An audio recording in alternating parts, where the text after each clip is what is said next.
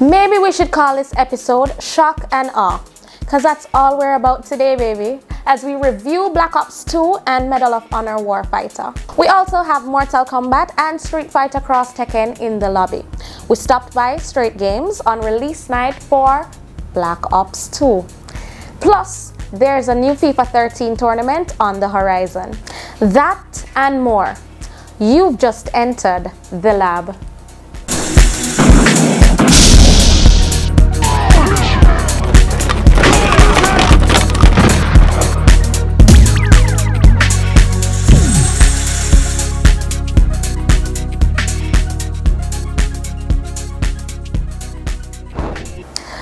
We were a bit iffy about this one, but Black Ops 2, well, let's just say Treyarch pulled out a few extra stops.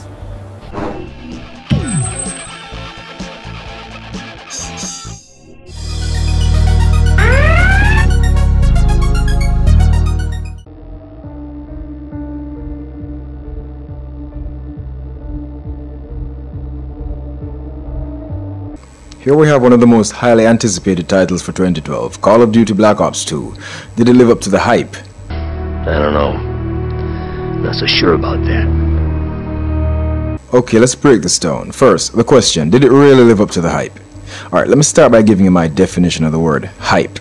Something that's made out to be more than it really is. You know, like when Mike Tyson used to enter the ring and the announcer would say, Iron Mike Tyson. Now we all grew to realize that he wasn't made out of anything near iron. So based on that, I can tell you right off the bat, no, Black Ops 2 did not live up to the hype. On to the details. This isn't over yet. Visuals, one of the highest selling points of the Call of Duty franchise. Yeah, it has a lot more to offer, but don't lie, we all get caught up in the eye candy at one point or the other.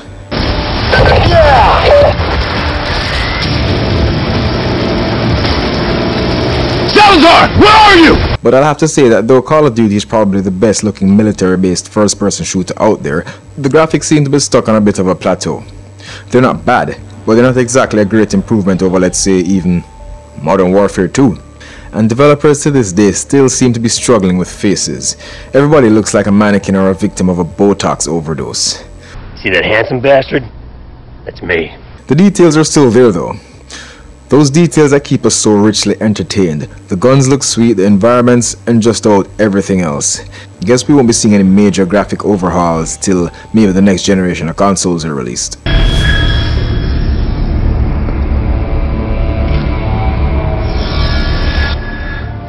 dead don't suffer. That's why you and I are still here. The audio. Great. Now I have no complaints here. From the A-list lineup of actors to the A-list scores and sound effects, a thumbs up for all. Yeah, I guess you're right. The level of detail in Black Ops 2's campaign is quite satisfying. Keeps you immersed. Even if you find it difficult to follow the convoluted storyline, you'll still feel like you're participating in a really cool action film. Central Records computer is subject to increased security. Access is only permitted via retina scan. One of the new additions to Black Ops 2 will be the ability to change the outcome of the overall campaign. A lot of what you do will determine not only what follows immediately, but the overall ending of the game. Yeah, we also have multiple endings to look forward to. Not so much me as the gamers who will play the same game over and over. I'd rather not go back to the same game. Life's too short for that. No! But for all who are interested in seeing multiple endings and getting a whole lot more out of a Call of Duty game other than its multiplayer component offers, then this is right up your alley. He's just a sad old man talking to himself. Let him talk. So while playing, you'll meet upon various access points that if you interact with them and get whatever it is they have to offer, your choice will significantly alter what comes next and your career record. As well as some major life and death decisions that take place during the campaign. This is good. Gives the campaign a less linear feel. If it were up to me, you'd be with your sister right now. A bit more on the story. Like I said, convoluted, but this is how I find most of the stories in military shooters today. Maybe it's just me. You play the role of the main character, David Mason. Mason and his partner Harper go to a place called the Vault to meet with Frank Woods, an aging war veteran. They meet with Frank with the hopes of securing some info on the location of a global terrorist, Raul Menendez. Alright, look, Woods gave us all the pieces. We just gotta put them together. As usual, things take place in the game story that has you engaging in battles from different times. Regular Call of Duty stuff, nothing wrong with that. The Russians want to give us one last display of brute force. Let's give them one last display of courage. You with me? Because this is the first Call of Duty game to enter the future, so to speak, we have at our fingertips some pretty impressive high-tech gadgets to aid us in our virtual war on terror. At first I was weary. I really didn't like the direction Treyarch was taking the franchise, this whole Killzone futuristic bit, but it turned out not half bad. They actually pulled it off pretty well, and I have to admit, I'll take the future over another World War II game any day. Harper, the security team's been compromised by PMCs. They're hostile. The breaks from the battle won't take you too far from the action to the point where you might actually forget what it is you're fighting for in the first place, like some of those drawn-out cinematics in Metal Gear games. Between the pace of the fighting and the calmer moments lies a decent balance. Now just show your ID and walk right through. Hello, ladies. We're from the Union. That's it? People don't do a whole lot of classes. We also have these in-game moments called Strike Force missions. Let me first explain what they are, then give you my take on them. If Russia caves in and joins SDC, they'd be the largest military force on the planet, which is precisely what Menendez wants. These Strike Force missions are presented as a means of gaining assistance in later levels. You work with the JSOC to prevent the SDC from forcing neighboring countries into alliances. These missions are completely optional, and if completed successfully, you'll be able to garner assistance which will also alter key events later in the campaign. These Strike Force missions, however, are not for me and adds no real substance to the game in my opinion. I could have easily done without them. They just seem like Treyarch's way of grabbing at straws to tack on as much as they could, so they could hold their heads high and say, well, there, we didn't just release the same old same old. Now it begins. Now, another new addition is the ability to customize your loadout before the start of each mission. This, again, in my opinion, is an insignificant addition which I hardly ever saw the need to use. We all know that you can switch guns by picking up weapons from fallen foes, as well as the access points I mentioned, and overall, the missions and entire campaign was so short that there wouldn't be a point where I'd actually feel like I'd need to be putting any great amount of thought and strategy into my loadout prior to a mission. Let's make this quick. I don't want to miss something back in the real prize. That brings me to my next point. Is it just me, or are these campaigns getting shorter and shorter as the franchise progresses? Is it that devs get so caught up in the online component that they just cut the campaign short and move along? Go now! No, while I love a short campaign as I have so many games to go through and don't want to spend too much time on any one, I still expected a bit more from the campaign here. When I think back to all the hype the developers were creating before the game's launch and all the new elements they included, I would expect that with that much effort, the developers would have given it a little bit more time to sink in. Give us more time to appreciate what was done. Because I do believe that what should determine a campaign's length is the game's substance. If the game has very little to offer, then don't drag it out. But if you took the time to add all these bells and whistles, then yeah, stretch it out a bit. Let's smoke this bastard. The overall difficulty was a bit watered down as well. Usually I'd have at least one rough spot in a Call of Duty game, but that seems to be a thing of the past. Modern Warfare 3 was a breeze on the hardest difficulty, and so was this. The multiplayer. The aspect of Call of Duty that sends gamers out to buy this game over and over. There are persons who only own a gaming console for that purpose alone, to play Call of Duty. Now, just like the campaign, the multiplayer has gone through some changes as well. We got a lot of changes to create a class. Noteworthy is the 10-point system. You can distribute these 10 points to trick out your perks or arsenal.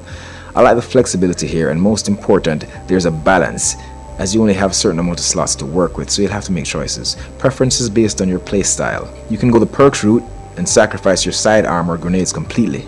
You also have the wildcard slot where you can use multiple perks or attachments. Now, the concept of team spirit has been stepped up a bit in multiplayer, where you get points for a lot more than just shooting the opposition. Even your UAV seems a bit more worthwhile, as you can get points for UAV assists among other things. Pushing your location, time now. Friendly UAV inbound. Be advised, hostile hunter-killer drone inbound. Some of the new high-tech perks are also pretty cool. Punisher 1-2 is wheeled up over your position, scanning for threats. Zombies is a love it or hate it thing. Personally, I still leave that for Left 4 Dead and such titles. I never cared for zombie mode and believe it's nothing more than a silly out-of-place addition. But for those who look forward to it every other year from Treyarch, it's back with a bit of a bang, as you can choose from grief or survival mode. Maybe since they took it this far, they should have just added in a story mode. Maybe then I'd like it. I'll have more to add to the multiplayer section of Black Ops in the lobby later after the break.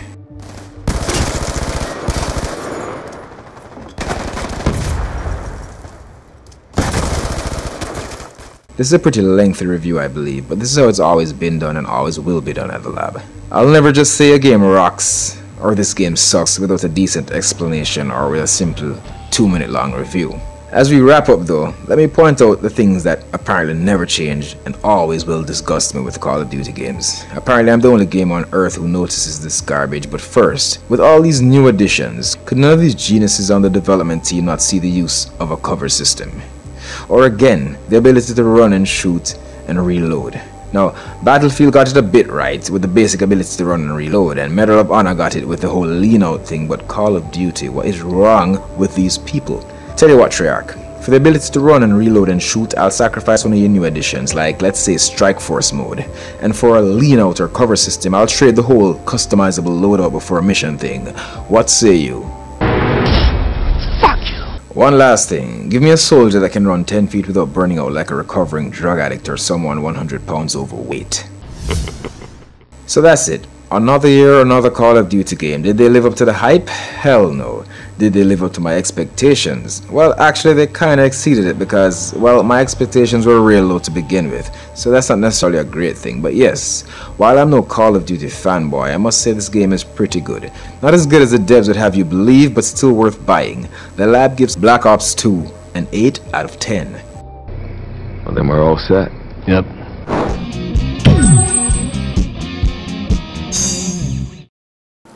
After the break, we talked to Gregory from Straight Games on the launch night of Black Ops 2 and hear about Straight Games' Christmas lineup, as well as a new FIFA 13 tournament brewing from the people over at KBM Media. We also review Medal of Honor Warfighter, so stick around.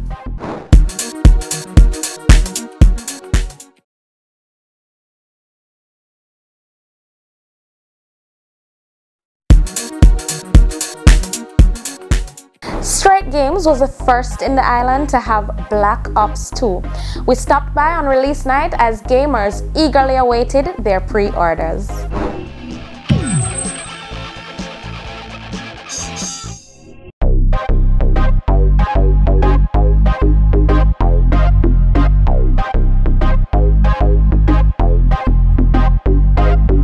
Well, we're at Straight Games right now, and as you can see, we have a whole lot of copies of Call of Duty Black Ops 2 getting ready to be distributed to all those persons that did their pre-order. Where today is the 13th of November, the official release date of it, and Straight Games is definitely participating in that worldwide revolution of Call of Duty. We did it last year. We had a lot of customers coming in at midnight ready to get their copies. We have customers actually outside lining up now to come and get their copy at midnight. We're looking for a large turnout tonight. There was a lot of pre-orders done, and everybody knows that Call of Duty is the most anticipated game of the year, and we just couldn't go through this year without participating in there again. We're going to be doing it next year. Once there's a Modern Warfare 4, if there's a Black Ops 3, we'll always be doing it. We'll be doing it for even other large titles as well.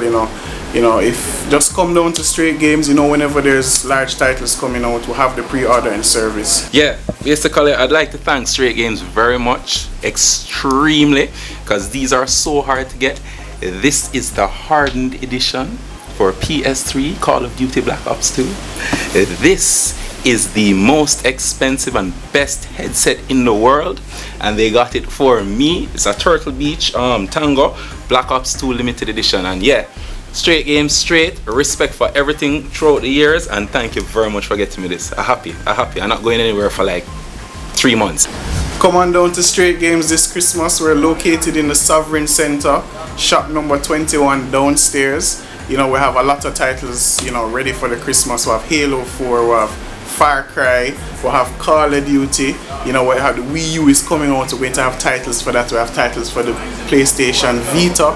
Everything for your kids, new and used, accessories, consoles, games, everything for this Christmas. Straight Games. Come on down to Straight Games. We're located in the Sovereign Center, shop number 21, and the number is 631-2329. Call us. Our store hours are from 10 a.m. up until 8 p.m. So just give us a call, let us know what you want, and we'll be sure to get it if we don't have it in store. The FIFA 13 Tournament 2012. Mike from KBM Media tells all. Yo, what's up? This is Mike Williams, aka Keyboard Money Mike. Me and my partner, Devon Denton, decided to put together a tournament that I know all the gamers who play FIFA is gonna love. And this tournament happens 3 times a year. Well, we're doing our first one for this year, so this is what we call the preliminary round. November 25th is our first one, even though you guys probably have missed that one, but we have the next one coming out in March. The first one is about 20 grand, you can win 16 grand in incentives. That's basically about like 20 gamers get together and they claim they are the best. They go head to head at it. We're gonna film it, we're gonna televise it, we're gonna record it, just to let you see the updates, what's been going on with the FIFA tournament. The second tournament is in March. This is like 50 people, and the grand prize could be up to $50,000. That's when you have about the different, let's say a couple of parishes who gets together and they challenge each other. So you know your game heads out there, you just can't let this miss you by. If you're a gamer, there's no way you're gonna sit here and watch what has been going on. You need to get in tune now, because the one in March is enough time for you to just call up and say, yo, I want to be a part of that tournament. That's up to $50,000 in prizes. We're gonna have giveaways. We have sponsorship coming from different sponsors, which you'll know more about as we go on. And then the final finale, that's in August of next year. This is where we have up to 100 game, let's say, champions go at it, right? All you guys are champion, right? Until we see who's the final champion. But 100 people gets together, right? So we all go at it in August. And what's special about that, you can win up to $150,000 in prizes. But the final game, the semifinals and the finals, will be held at Sovereign Center Movie Complex Theater. So that's gonna be special, the big screen. So this is what it's supposed to be like, right? You got like 400 or 500 people rooting for you to win. This is your final moment. You're on the big screen. This is it. This is prime time. So if you're a gamer, you like FIFA, you need to be down with the KBM Media FIFA tournament and just let us know that you are the champion, and therefore they should recognize. So there's only one place to put your money where your mouth is. KBM Media, FIFA 13 tournament. And I'm out. Peace.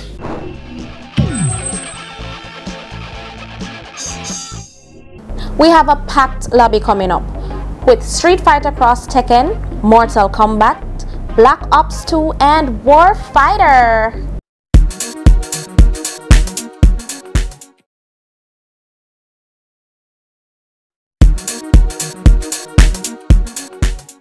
Now, let's see what Medal of Honor Warfighter has to offer in this already crowded arena.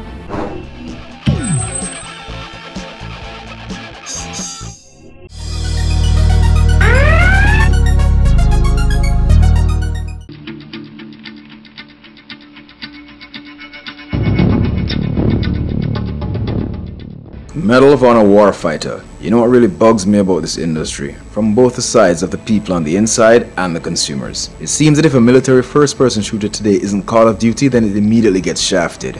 I've seen the reviews, I've read the comments. Warfighter is clearly taking a serious beating simply because it's not Call of Duty, and that's just plain ridiculous. Some of you Call of Duty fanboys and reviewers who are apparently on Activision's payroll need to go somewhere and get a thorough reprogramming. Yes, there are other first-person shooters out there. Nothing's ever gonna change. Okay, now, while not as slick as Call of Duty and a few other games out, Warfighter's campaign's graphics are pretty nice. All the details are there, not so much in the environments as in the weapons, but still good. Unfortunately, the graphics in multiplayer are just plain bad. Not as bad as, let's say, Spec Ops The Line, but still noticeably less polished than the campaign. Tomorrow, when I see you. The voice talent and other aspects of the audio are also well done. I noticed that the voice acting was also a bit better than Battlefield.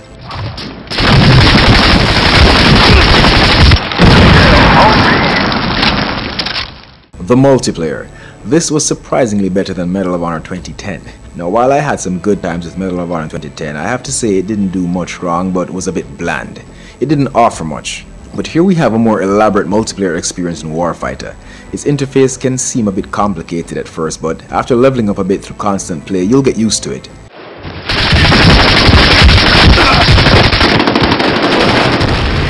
You're also given this edition called Battle Log, where you can go online and customize your experience by creating platoons, joining platoons, customizing your patch, check your progress, and interact with the Warfighter community. A few of the game modes in Warfighter's multiplayer are combat missions, sector control, team deathmatch, hotspot, and home run. Your buddy avenged you. You're back in the fight. There's also fire teams. You pair up with someone, and other than having their back, you can spawn on their position, spot enemies, heal, and resupply. This adds a much needed team element to the multiplayer experience in general. Now, if your fire team partner is indeed a real team player who communicates, a lot can be achieved in a match regardless of the type. Check out the lobby after the break for more on Warfighter's multiplayer. But I do expect time with Bella. And you and I can talk. Just talk. I like the story of Warfighter, the way it takes you from the battlefield and into the personal life of your character Preacher. It's good to see these shooters from another perspective. It added a bit more to the experience, showing you that these soldiers aren't just mindless warriors programmed to kill and die for their countries.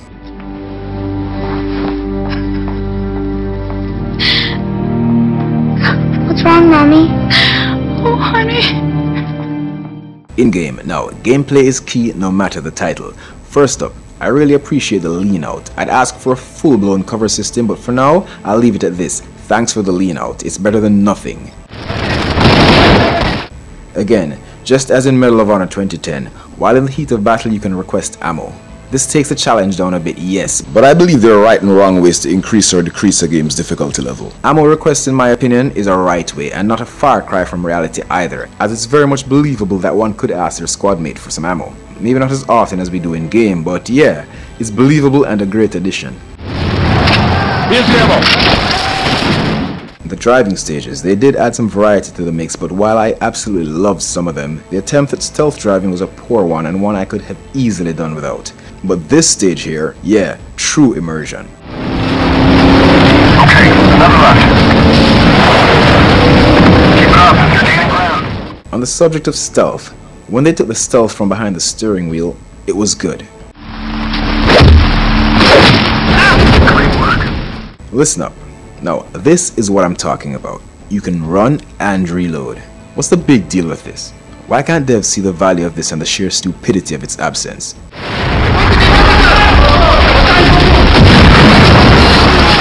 Now, hats off to the developers for implementing this, but thumbs down to the fact that they could have thought of this, but still not allow you to run and shoot. Yeah, well, maybe someday. We gotta stop meeting like this. Again, we have a really short campaign, but as I've said, if a game has little to offer, then it's good to wrap it up quickly. And although Medal of Honor Warfighter's campaign is a good one, it ain't great, and doesn't offer much to warrant a 10-hour-long campaign, so I'm good with this. The slide. Now this cuts both ways. It's good to be able to slide while running, but sometimes when misjudged, this can be to your detriment. I like it.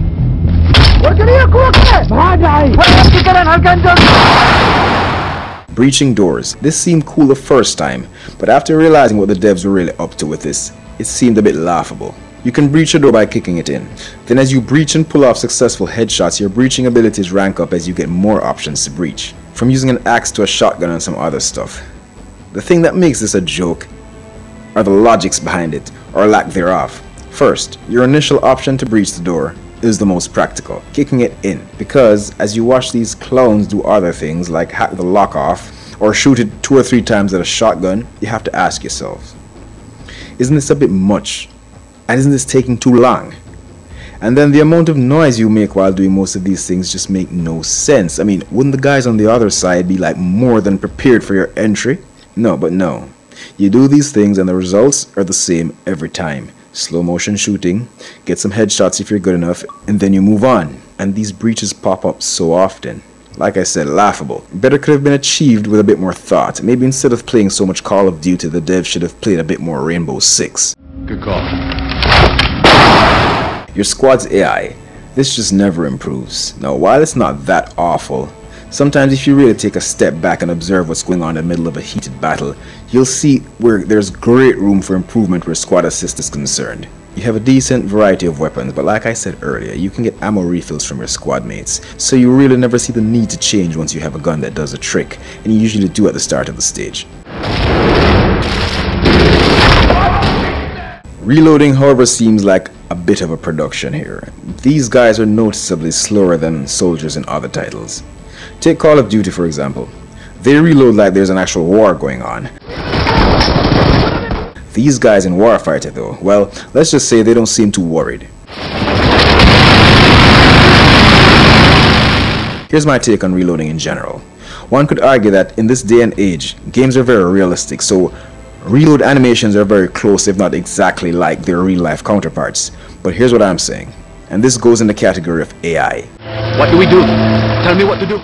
Don't just make a game where the enemy has AI and your squad has AI. Your character should also have some artificial intelligence of his own. Sometimes he reloads at the default pace, and as in a real-life scenario, sometimes you reload a bit faster. I mean, think about it. You're in a gunfight reloading multiple times. Your life's on the line. Wouldn't you try to pick up the pace a bit? I mean, even once. Without the use of a silly perk, of course. Okay. Real downers, I like to save them for last. Yeah, I pointed out some stuff earlier, but these are pretty lame. First, the game comes with 2 discs, one for single player campaign and one for multiplayer. Why? I've obviously seen bigger games on 1 disc, so what's the point of this? Now, I'm sure there's some kind of a reasoning behind this. I just can't imagine what it could be. Then there's no co-op campaign. The Spec Ops mode seemed to be gone, but then we have combat missions, but still no real co-op campaign. Guess they thought the whole fireteam thing was enough. Got lucky there. This ain't dope.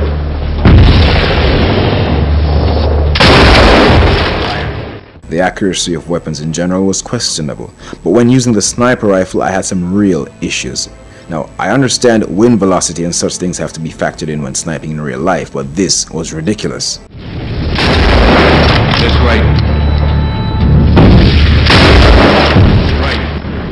Then lastly, because like I said in previous reviews, when playing on the hardest difficulty, every little thing counts. For some reason, when walking in a body of water, even though it may be no higher than your ankles, you can't go prone.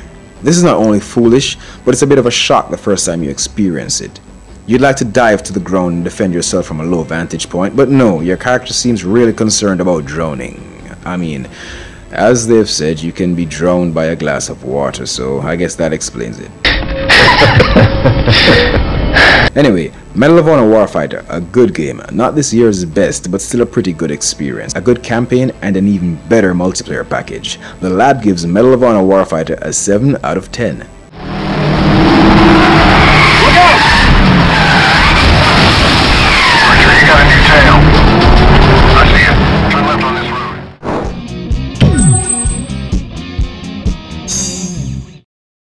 Set for release on the 4th of December, let's take a look at Rise of the Guardians for the Wii U.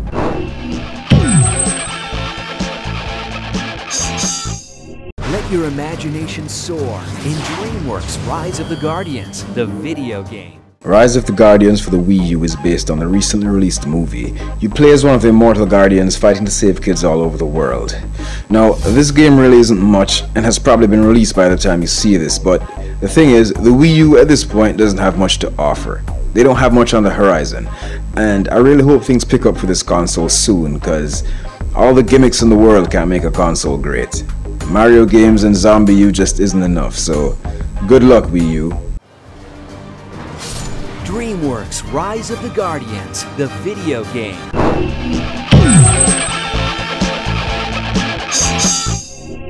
The lobby is a busy place today as we talk Streetfighter Cross Tekken, Black Ops 2, MK9 and Warfighter.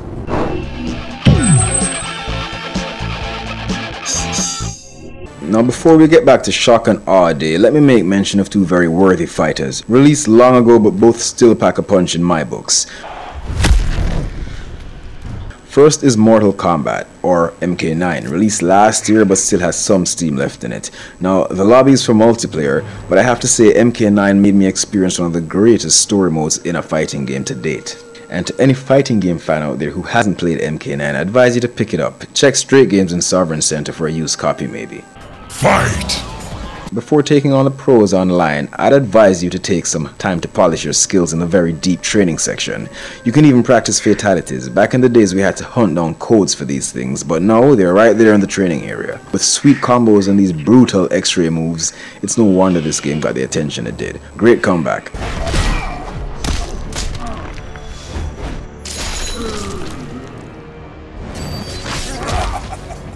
Streetfighter Cross Tekken, another interesting fighter released some time ago. I really couldn't have imagined before its release how the devs were going to pull it off, but they did. They managed to merge two completely different fighting universes into one great game. I would have expected more of a, let's say, Mortal Kombat versus Street Fighter or Dead or Alive versus Tekken, but whatever, this works. Another title you should consider getting at Straight Games and Sovereign Center. Now on to the big dogs. We already pointed out a lot regarding the multiplayer aspects of both Black Ops 2 and Warfighter, but for games this good, we just can't seem to get enough. Usually in any multiplayer lobby, if you wanted to find me, just check Team Deathmatch or my favorite, Hardcore Team Deathmatch. But since Warfighter, I've really grown to love Home Run, a capture the flag type experience that's even better with this whole new Fireteam edition. Now Team Deathmatch is still up there for me though, and at any point you can still find me ranking up in a Team Deathmatch.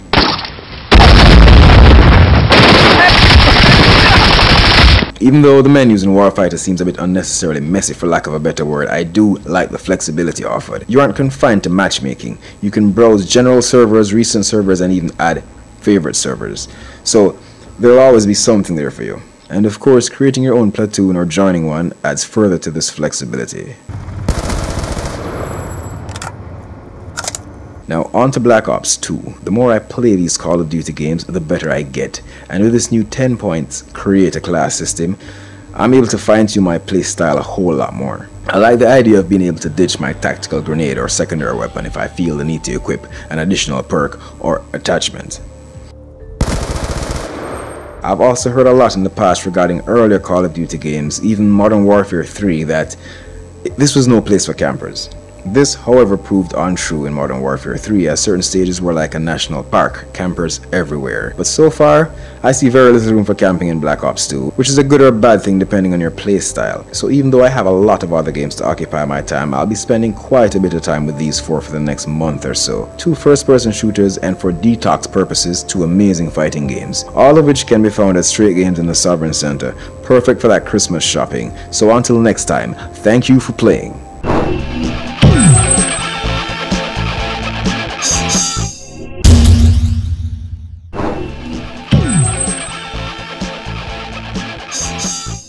On the next episode of The Lab, we'll review Halo 4 plus some more Black Ops 2 in the lobby. We'll also let you know what went down on the first leg of the FIFA 13 tournament.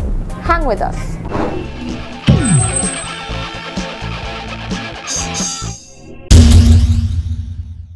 I would like to say a special thanks to Fashion for Life for my wardrobe, Straight Games in the Sovereign Center, and to all our gamers for watching. Until we meet again, you can find us online at fabricatedprojects.com. Email us with any of your comments at thelabvideogametv@yahoo.com. And look us up on Facebook and Twitter. Remember, our game is never over.